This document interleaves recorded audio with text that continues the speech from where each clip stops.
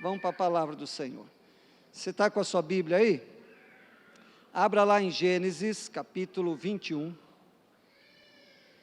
Gênesis, o primeiro livro da Bíblia. Capítulo 21. Nós vamos ler aqui vários versículos, uma leitura um pouco extensa, mas eu conto com a boa vontade dos irmãos. Olha que criança chorona. Muito bem. Acharam aí, irmãos? Então fica de pé. Vamos ler com todo respeito a palavra de Deus, que é lâmpada e luz para nós. E a nossa aula ontem na escola bíblica foi sobre a Bíblia, e nós acabamos a aula entendendo que sem a palavra de Deus, a nossa vida, os nossos dias ficam muito confusos. É na palavra de Deus que nós encontramos direção para todas as áreas da nossa vida, é nela. E quanto mais eu leio, mais eu conheço a Deus, e quanto mais eu conheço o Senhor, mais eu o amo. Esse período, essa parte que nós vamos ler aqui, é um acontecimento um pouco estranho, que vai gerar vários problemas. E eu começo nesse domingo pregando sobre esse tema, quando as coisas vão de mal a pior. Esse é o tema da nossa mensagem, baseado no livro do pastor Jeremias Pereira. Acredito que tem aqui na biblioteca. É um livro muito jóia, que traz direção também para momentos da nossa vida, quando nos encontramos exatamente nessa situação, quando as coisas parecem que, ao invés de melhorarem, só vão piorando. Você já teve algum momento da sua vida assim? Que você orava e o trem ia piorando cada vez mais? É um sufoco danado. E ele escreve esse livro baseado bastante na vida dele, num período que ele está vivendo, mas logicamente iluminado pela palavra de Deus. E o texto é exatamente esse, verso de número 8. O título que eu tenho aqui na NVI é: Abraão expulsa Agar e Ismael. O menino cresceu e foi desmamado. No dia em que Isaque foi desmamado, Abraão deu uma grande festa. Sara, porém, viu que o filho de Agar, a egípcia, dera a Abraão, estava rindo de Isaque. E disse a Abraão: livre-se daquela escrava e do seu filho, porque ele jamais será herdeiro como meu filho Isaque. Já viram mulher brava falando? É o que ela diz: põe para fora essa empregada, põe para fora essa mulher e esse menino, porque jamais ele vai ter os direitos que o meu filho tem. Sara estava tinindo esse dia, talvez como sua esposa falou que o seu hoje. Isso perturbou demais Abraão, pois envolvia um filho seu. Mas Deus lhe disse: não se perturbe por causa do menino e da escrava, atenda a tudo que Sara lhe pedir, porque será por meio de Isaque que a sua descendência há de ser considerada. Mas também do filho da escrava, o que diz a tua Bíblia? Farei um povo, pois ele é seu descendente. Na manhã seguinte, Abraão pegou alguns pães e uma vasilha de couro cheia d'água, entregou-os a Agar e, tendo-os colocado nos ombros dela, despediu-a com o menino. Ela se pôs a caminho e ficou vagando pelo deserto de Berseba. Quando acabou a água da vasilha, ela deixou o menino debaixo de um arbusto e foi sentar-se perto dali, a distância de um tiro de flecha, de 80 a 90 metros. Porque pensou: não posso ver o menino morrer. Sentada ali perto, começou a chorar. Deus ouviu o choro do menino. E o anjo de Deus do céu chamou Agar e lhe disse: o que aflige, Agar? Não tenha medo. Deus ouviu o menino chorar, lá onde você o deixou. Levante o menino e tome-o pela mão, porque dele farei um grande povo. Então Deus lhe abriu os olhos, e ela viu, o que diz aí a tua Bíblia? Uma fonte. Foi até lá, encheu de água a vasilha e deu de beber ao menino. Deus estava com o menino. Ele cresceu, viveu no deserto, tornou-se flecheiro, vivia no deserto de Parã, e sua mãe conseguiu-lhe uma mulher da terra do Egito. Amém. Fecha a tua Bíblia, pode fechar os teus olhos por alguns instantes. Deus, nós lemos aqui uma parte da história bíblica, e uma parte crucial para aquilo que nós queremos nessa noite, entender e compreender mais os nossos dias, quando as situações ficam um pouco complicadas, ou quando ficam muito complicadas. Então, nos ajuda, Santo Espírito, abra os nossos olhos, o nosso coração, a nossa mente, para compreender a Tua santa palavra, em nome de Jesus, que assim seja, amém. Pode sentar, por favor.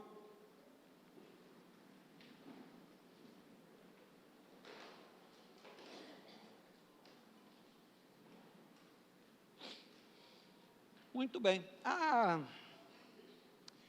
certas palavras que causam para a nossa vida, ou trazem para a nossa vida uma grande expectativa. Por exemplo, você que trabalha numa empresa, se eu falasse, o presidente dessa empresa vai almoçar na sua casa, provavelmente isso iria já gerar uma expectativa muito grande para você. Quando olhamos para a igreja, e eu apresento alguém como líder do ministério de louvor, há uma expectativa também na nossa vida, que esse líder é um homem ou uma mulher que está 24 horas adorando a Deus. Então, o que eu gostaria de passar um dia com ele ou com ela, para que eles me ensinassem como é adorar a Deus. Quando eu penso num líder de casais da igreja, eu gostaria talvez de, na minha mente, formar a ideia que é um casal perfeito, porque estão sempre ensinando, estão vivendo um casamento que é exemplo. Portanto, se o meu casamento está em crise, seria recomendável, eu penso assim, que eu passasse alguns dias na casa desse casal, aprendendo a amar mais minha esposa, amar mais o marido e tal. Quando eu penso na figura do pastor, então nem se fala. Eu queria ver como é que é a vida desse homem, quanto tempo ele ora, quanto tempo ele lê a Bíblia, porque parece que nunca ele está bravo. Não eu, falando dos outros dois aqui da igreja. Parece que eles estão sempre de bem com a vida, não passam problema nenhum. Eu quero ver. Na Bíblia Sagrada, o único homem que é chamado amigo de Deus é Abraão. Então imagine você passar um dia na casa do amigo de Deus.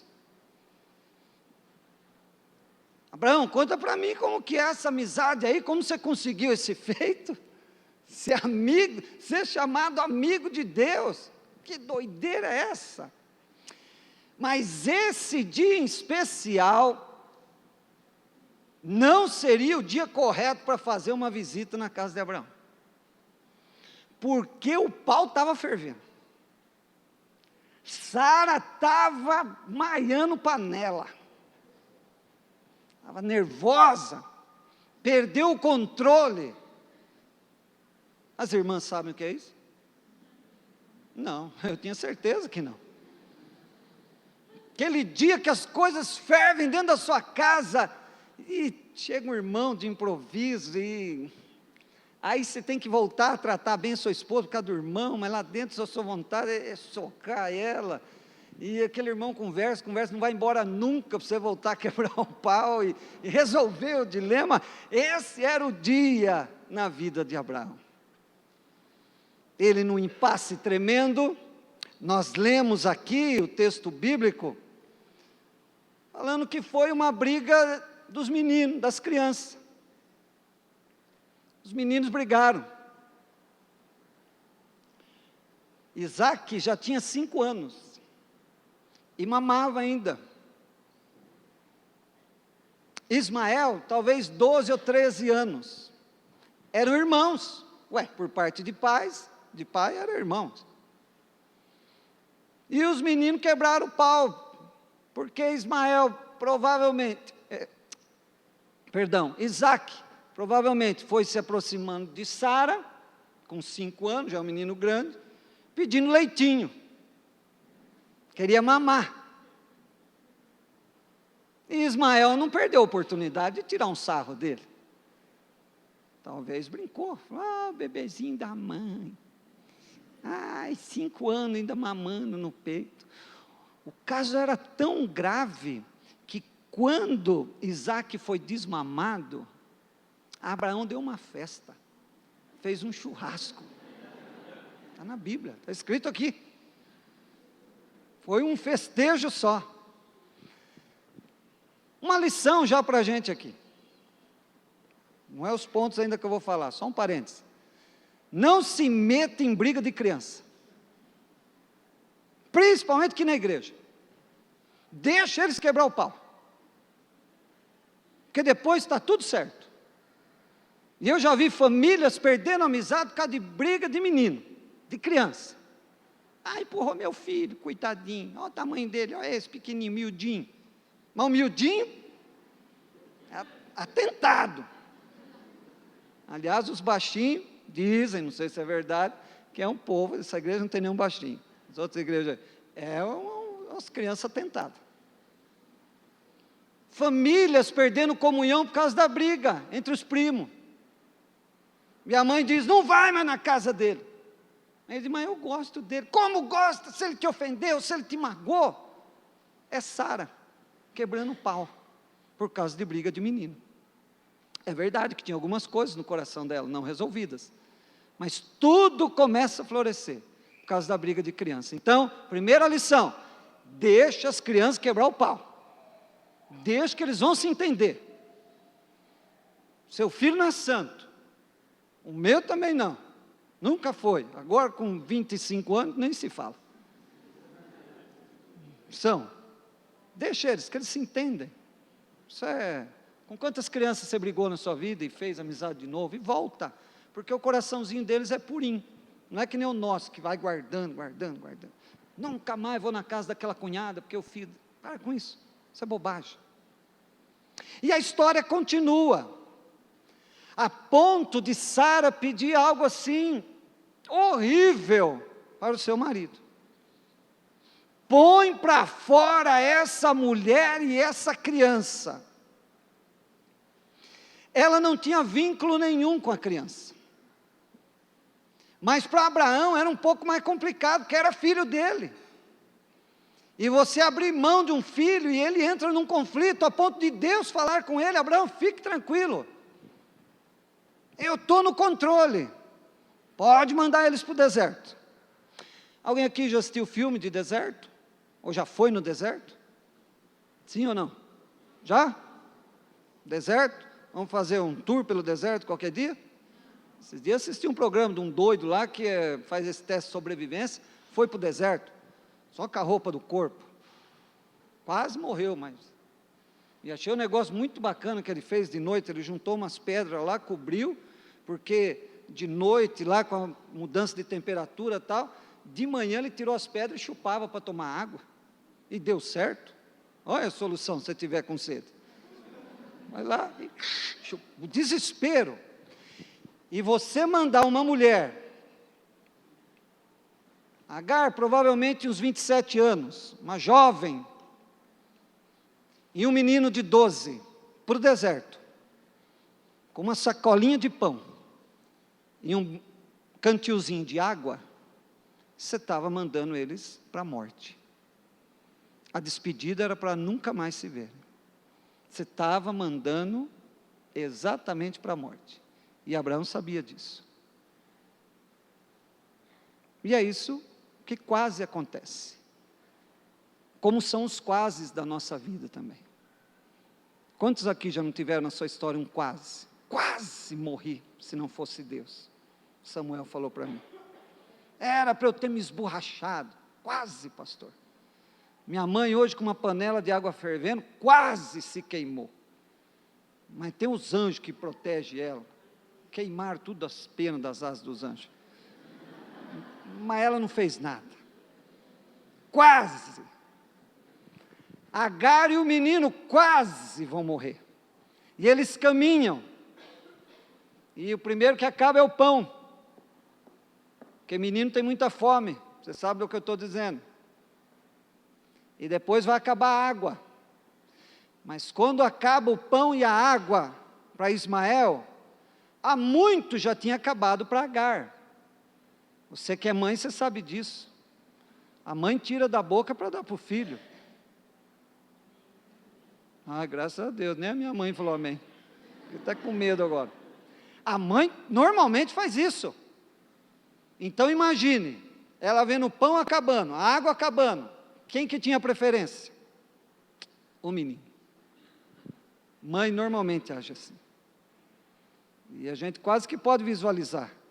Quando acaba a água, Agar talvez pegando da sua saliva e passando na boca de Ismael, inchada, ressecada.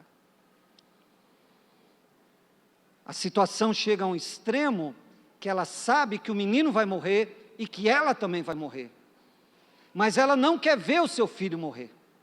E ela põe ele aos pés de um arbusto, contou aqui a Bíblia que nós lemos, e ela se afasta uns 100 metros, 90 metros, para não ver o seu filho morrer. Olha que desespero, como as coisas vão complicando na história dessa mulher, e como às vezes se complicam na nossa vida. Mas nós entendemos nessa história aqui, que todo dano traz com ele um presente. Nós aprendemos também que toda perda na nossa vida traz uma semente de vitória. E quando olhamos no geral aqui, Agar, que era escrava, com esse episódio ela se torna livre. Ela não é mais escrava de ninguém. Ela alcançou a liberdade. Talvez você diga, mas o que adiantou a liberdade se ela vai morrer? Ou se ela corria o risco de morrer? Mas Deus tinha um plano para a vida dessa família, para a vida desse menino. Assim como tem para mim e para a sua vida. E nós passamos por momentos assim que perdemos também. Perdemos amizades ou perdemos amigos. Perdemos o trabalho. Perdemos, às vezes, a alegria. Perdemos a paz. São momentos de perdas da nossa vida. Às vezes as coisas complicam ainda mais. Perde o emprego, fica doente, parece que o mundo todo se rebelou contra você. E aí você diz, quando as coisas vão de mal a pior, poderia ser o tema da minha vida nesse momento. Então, ao longo desse domingo, nesse primeiro sermão, domingo que vem, e no outro domingo nós teremos mais duas ministrações, nós vamos ver o que fazer quando as coisas vão de mal a pior na nossa vida. A Bíblia disse aqui para nós, que Deus ouve o choro da criança. E acontece aqui aquilo que os teólogos chamam de teofania.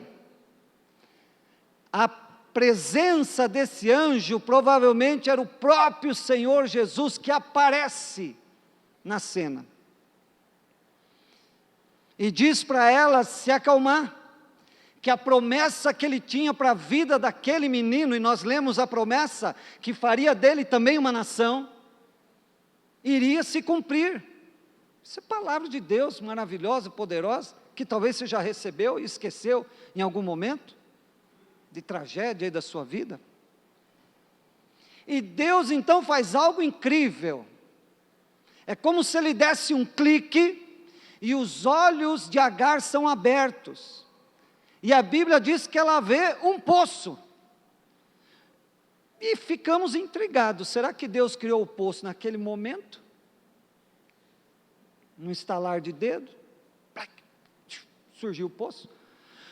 Ou o poço estava lá, e ela nunca havia observado, tamanha era a tristeza, tamanho era o medo, o desespero.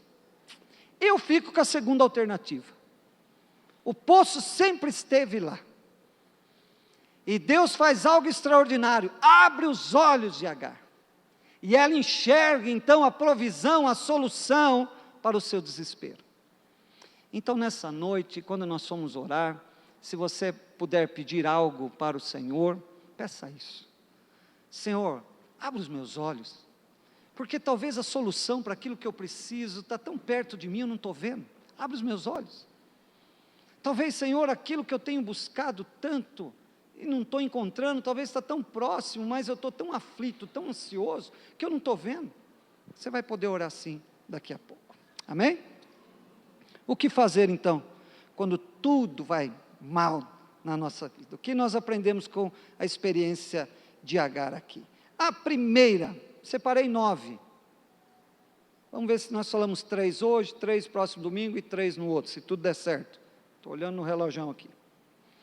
A primeira delas, confie na soberania de Deus. Deus é e sempre será soberano. Ele está acima dos nossos problemas, das nossas necessidades. Não tem limites para Deus. Creia que Deus está no controle da sua vida e que cumprirá a sua promessa em sua vida. Ele disse para esse menino, para Ismael, vou fazer de ti uma nação, e fez. É verdade que isso trouxe alguns problemas, mas não é assunto para hoje. E aí vem os ismaelitas, e hoje quebram o pau, pelo mundo afora, mas o que Deus promete, Ele cumpre. Ismael não morreu naquele deserto, Deus deu graça, e é isso que Ele diz para mim e para você nessa noite, a graça dEle nos basta. Confie na soberania de Deus. Talvez as coisas saíram do seu controle, mas não do controle de Deus. O desespero da mãe foi tamanho, que ela se afasta do filho, e ó, que mãe se afastar do filho, é algo quase que impossível. Nós fazemos várias visitas, e normalmente quando você chega na UTI, para visitar uma criança, principalmente uma criança, é natural que você encontre lá a mãe, que ela não deixa o filho. Por vezes os médicos têm que até arrumar algum jeito de dispensar aquela mãe, porque ela não quer nem ir embora, ainda que esteja separada por paredes. Mas o desespero de Agar foi tão grande, que ela não quer ver o menino morrer. Em algum momento, a confiança foi quebrada.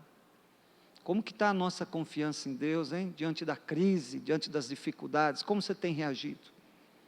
Sua vida está nas mãos de Deus. Eu já falei aqui e repito, alguns irmãos acham que a batalha espiritual é como se o Senhor Jesus e Satanás estivessem num ringue. E enquanto a igreja ora, Jesus está ganhando. Quando a igreja para de orar, Jesus começa a levar a bordoada do diabo. Tem irmão que pensa assim, crê mais ou menos assim. A definição de um teólogo que pastor Jeremias cita, me fugiu o nome, a ideia dele, que eu já citei aqui também, para mim é maravilhosa e eu acredito nela.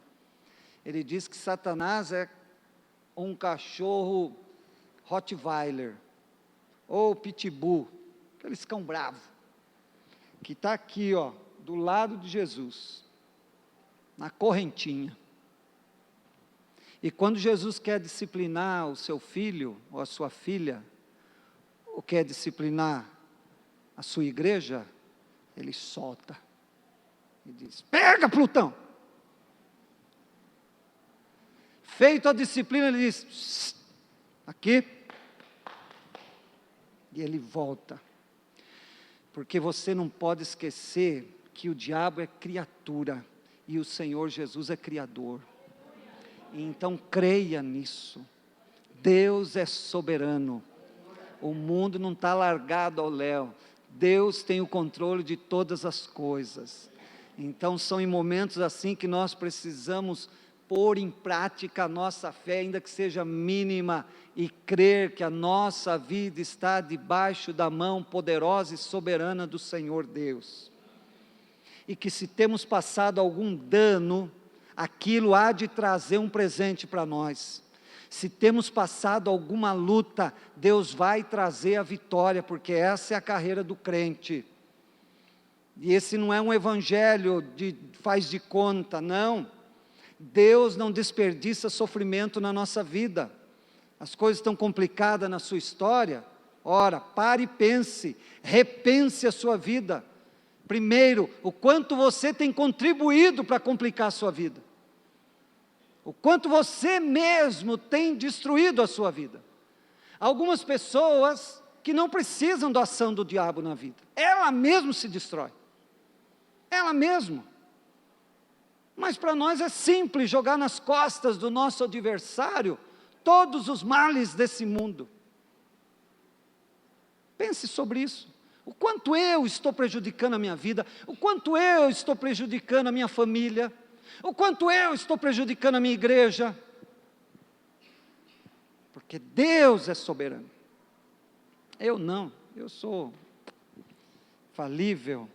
Jó diz lá no capítulo 42, verso 2 de Jó, ele diz: sei que podes fazer todas as coisas. E ó que Jó passou um esfrega danado, hein? Nenhum dos teus planos podem ser frustrado. O que Deus planejou a seu respeito, Ele vai cumprir. Vou repetir aqui. O que Deus planejou a teu respeito, Ele vai cumprir. Não é o que você planejou a seu respeito e Deus tem o dever de cumprir, não. O que Ele planejou para você, você há de viver. E não morre antes de viver. Porque plano nenhum de Deus pode ser frustrado. E Deus tinha um plano para esse menino aqui. E caminhou no deserto. E acabou água, acabou pão. Se fosse nos dias de hoje, um caso que encheria de alegria qualquer conselho tutelar. Pai abandona filho, ou pai manda o filho para a morte, e estampar as manchetes dos jornais. Mas, acima disso, havia um plano de Deus. Então, se você está vivendo as coisas de mal a pior, faça essa primeira análise. Será que eu tenho escolhido o caminho certo? Será que eu tenho feito o que é certo? Será que eu tenho posto a minha fé no Deus verdadeiro? Será que eu tenho sido obediente à palavra de Deus? Será que eu tenho cumprido os mandamentos do Senhor? Se a resposta for sim, amém, fique em paz. Os planos de Deus vão se cumprir na sua vida. Mas, se você é pecador assim como eu, você vai encontrar alguns nãos aí. Não estou vivendo isso, não estou fazendo isso. E aí eu vou acarretando tantos problemas aí. Mas o primeiro é esse: confie na soberania de Deus, amém? O segundo, conte com a providência de Deus. Esse então é maravilhoso, porque quantas vezes eu espero pelo homem, quantas vezes eu espero uma ajudinha de alguém. Esse ano é ano de eleição municipal, é isso? É ou não é? Boa. Quantas promessas você vai receber? Apoie o fulano que ele vai arrumar uma boquinha para você lá na prefeitura. Apoie o ciclano que ele diz que se ele ganhar, a sua vida vai mudar. E aí nós caímos na palavra de Deus. Maldito é... O que é? O homem e a mulher, na minha versão. O homem e a mulher que confia no outro homem e na outra mulher. A minha confiança tem que estar na providência de Deus. Para Deus te abençoar não precisa de jeitinho. Para Deus te abençoar não precisa ter alguém famoso, importante, de influência. Ai, se eu conhecesse alguém que trabalhasse em tal lugar, nossa, isso ia me ajudar tanto. Que fé miserável é essa? Creia na providência de Deus. Envie o seu currículo. Faça a sua ficha. Vá para a sua entrevista confiando na provisão de Deus. E não de alguém que possa facilitar alguma coisa para você. Mesmo porque isso beira a corrupção, que tanto nós criticamos na vida dos nossos políticos. Mas nós é que criamos eles, nós é que alimentamos, talvez, toda essa movimentação corrupta que há na classe política da nossa nação. Aceitamos, por vezes, benefícios, ou oferecemos benefícios. Seu guarda, não multa não. Primeiro chamou de guarda, ele já passou a caneta. Policial, não multa não, não tem um jeitinho? Que crente falando um jeitinho? Devia levar em cano o crente, irmãos. Devia. É o irmão que um dia veio pedir oração, que ia fazer uma viagem, queria que Deus abençoasse. Falei, amém, coisa mais linda do mundo, vamos orar aqui, irmão. Não, mas espera aí, que a oração é bem específica. Falei, pois não, irmão. Então, porque assim, eu não tenho carta. Então, eu queria que o senhor orasse, para que Deus cegasse todos os guardas que eu for passando.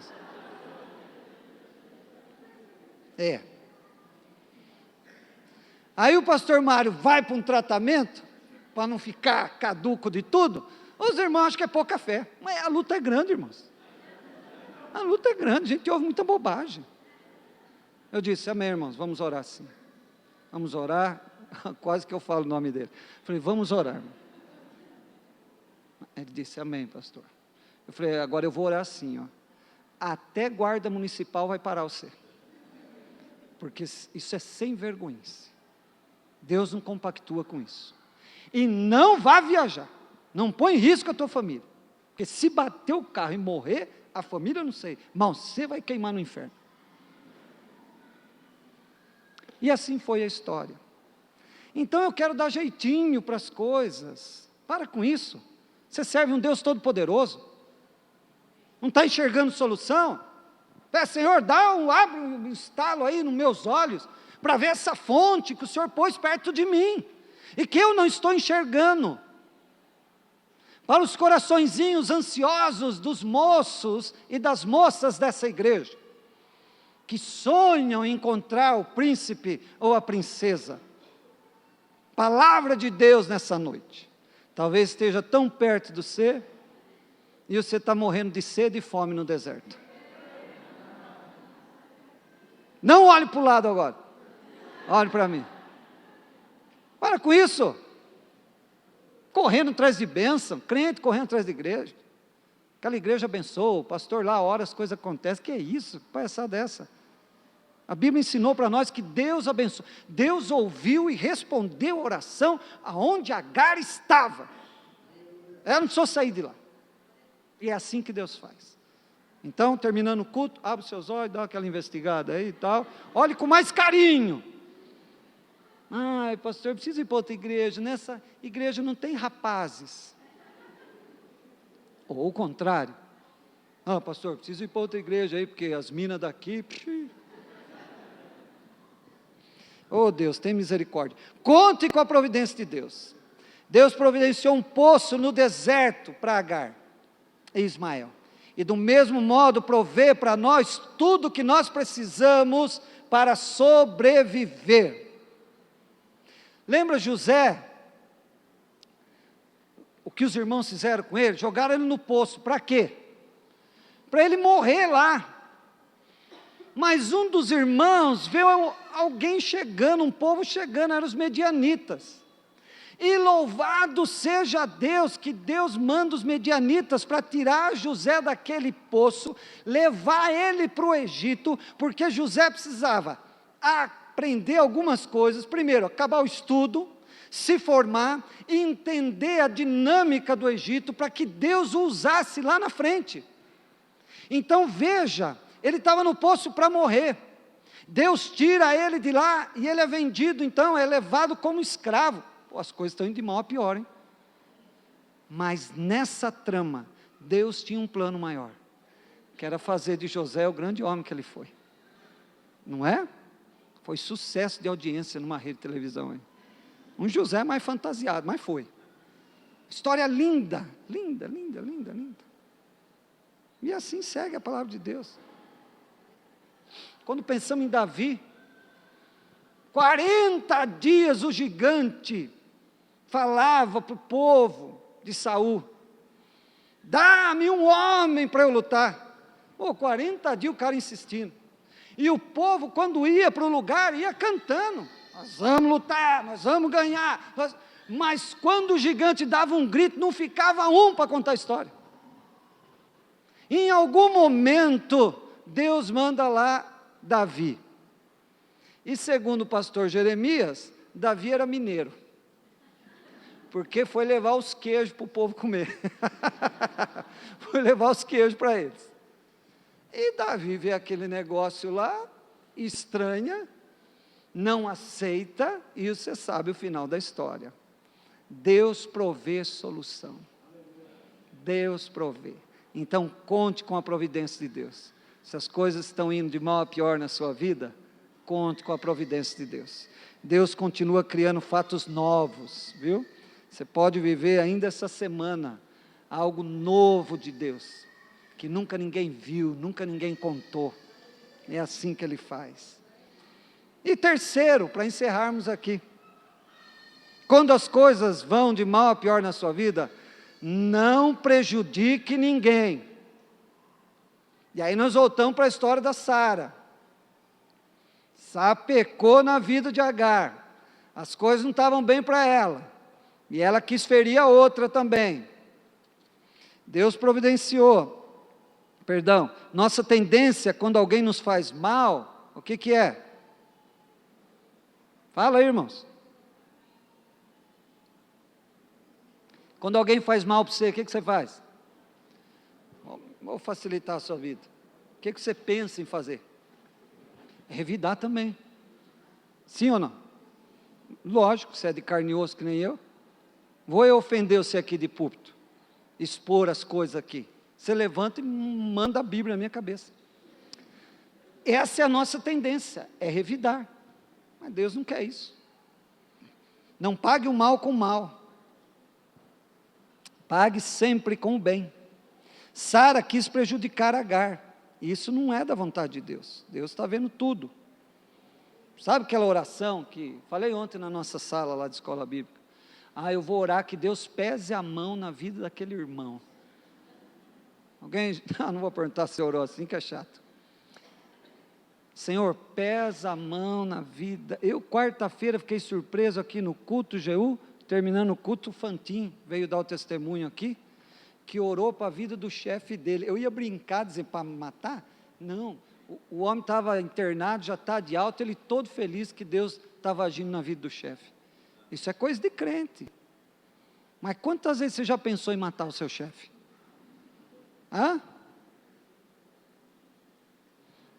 Atravessando uma rua, um carro talvez, dá uma freada pouco além da faixa.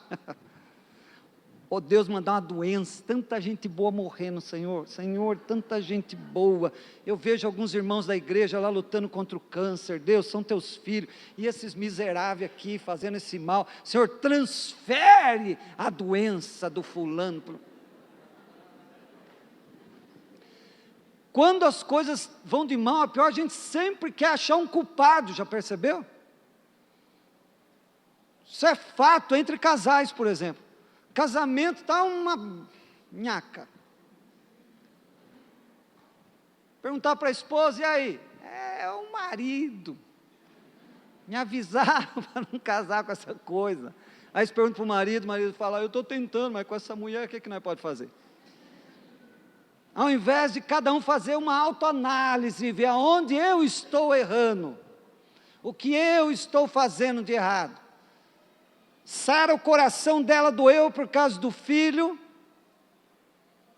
que era a briga do menino. A Agar nem falou nada, a Agar talvez não estava nem vendo a situação, mas cresceu no coração dela a vontade de fazer mal. E Abraão, porque ouviu a Deus, aceitou. Quando as coisas vão de mal a pior na sua vida, não faça mal para ninguém, e nem pense mal dos outros. Guarda os teus pensamentos, guarda. Para de querer achar os porquês das desgraças. Um dia, se Deus assim desejar, Ele te esclarece. Se não desejar também, não esquenta a cabeça. Nosso Deus é Deus que tem mistérios. E às vezes as coisas não são compreensíveis com a mente que nós temos. Por mais inteligente que o ser humano se acha. A ação de Deus, o agir de Deus vai além daquilo que a nossa compreensão consegue definir como certo ou errado, como bom ou mal. É Deus agindo. Deus está vendo tudo. Ele manda a gente amar o nosso inimigo. Alguém está te fazendo mal? O que você tem que fazer? O que você tem que fazer, irmãos? Orar. A Bíblia diz que a gente deve amar o inimigo. Se ele estiver morrendo de sede, o que você tem que fazer? Dar água mineral, gelada, em copo de vidro, da boa, e perguntar, com gás ou sem gás? Para o inimigo. Será que temos agido assim? Ou será que nós queremos mesmo que Deus destrua os nossos inimigos e fazemos algumas orações que lemos lá no livro de Salmos? Senhor, é comigo assim também, Senhor, destrói meus inimigos. Mas a Bíblia diz, e o Senhor nos ensina, que o nosso inimigo não é de carne e osso. Nós temos um único adversário, que é Satanás. E quanto mais nós obedecemos a Deus, mais nós afugentamos ele da nossa vida. Quanto mais nós vivemos os princípios de Deus, mais nós aterrorizamos o inferno. Tem crente aterrorizado com o diabo, tem que ser o contrário. A sua vida tem que aterrorizar o inferno. Ser servo legítimo, seja numa temporada quando tudo vai bem, os ventos estão soprando a favor, ou quando os ventos estão contrários também, e vem aquelas ondas de 5, 10 metros, que o seu barquinho rampa e cai e pula, mas você sabe que não vai afundar, porque o Senhor está contigo, e você crê na soberania, você crê na providência dEle. Então nessa noite nós paramos por aqui. Domingo que vem, se Deus dá graça, nós vamos continuar.